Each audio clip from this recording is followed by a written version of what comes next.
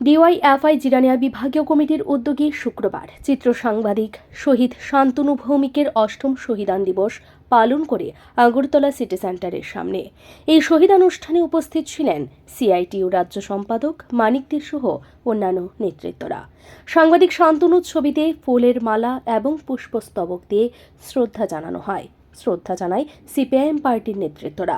জানা যায়, শান্তনু বাম সমর্থিত একজন মানুষ ছিলেন। পেশা হিসেবে বেছে নিয়েছিলেন সাংবাদিকতা, আর এই সাংবাদিকতা করতে গিয়ে প্রাণ হারালেন আত্মাইয়ের হাতে। শান্তনুর প্রতি শ্রদ্ধা জানাতে গিয়ে রাজ্য সিপিআইএম নেতৃত্ব তথা সিআইটিইউ রাজ্য সম্পাদক মানিক দে সাংবাদিকদের মুখোমুখি হয়ে তার প্রতিক্রিয়া ব্যক্ত করেন। Bureau report, digital Tripura. Shantanu Bhowmik তিনি ছাত্র সংগঠনের মাধ্যমে এসএফআইয়ের মাধ্যমে বামপন্থী আন্দোলনে বিশ্বাসী হন। পরে যুব আন্দোলনের সময় যুক্ত হন। তারপরে সে তার পারিবারিক আর্থিক কারণেই পেশা হিসেবে বেছে নেন সাংবাদিকতা। প্রথম একটি চ্যানেলের সঙ্গে যুক্ত হন। ওখানে সব দক্ষতার সঙ্গে কাজ করার পর দিনরাত চ্যানেলের একজন সাংবাদিক হিসেবে আবার নিজেকে নিয়োজিত করেন। আমরা লক্ষ্য করেছি, জাতি উপজাতি সম্প্রীতি বিঘ্নকারী শক্তি বামফ্রন্ট সরকারকে উচ্ছেদ করার লক্ষ্যে এ রাজ্যের গণতন্ত্রের মূল ভিত্তি হলো জাতি উপজাতির ঐক্য সংহতি। এটার উপর নির্ভর করে রাজ্যের অগ্রগতি উন্নয়ন।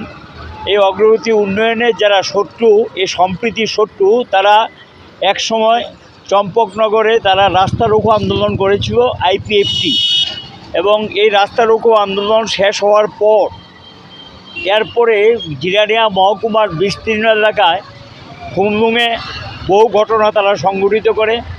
মান্দাইতে পার্টি অফিস দখল নেওয়ার চেষ্টা করে এবং 2018 বিধানসভার ভোটে বামফ্রন্টের ক্ষমতার থেকে কীভাবে হটিয়ে দেওয়া যায় এই লক্ষ্য নিয়ে এই গণতন্ত্রের শত্রুরা তারা চরম আক্রমণ সংঘটিত করেন।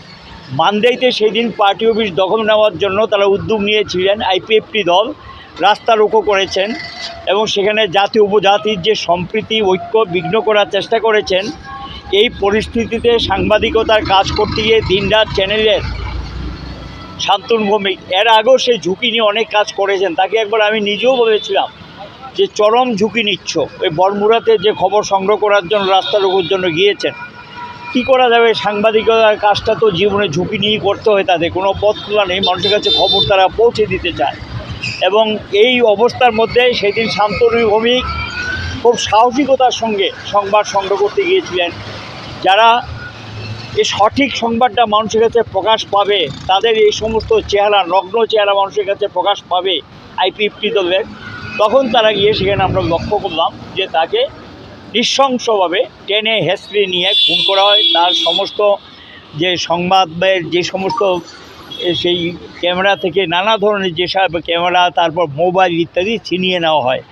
পরে তার রক্তাক্ত দেহ পুলিশ উদ্ধার করে এবং হাসপাতালে নিয়ে আসার পর তাকে মৃত বলে ঘোষণা করে।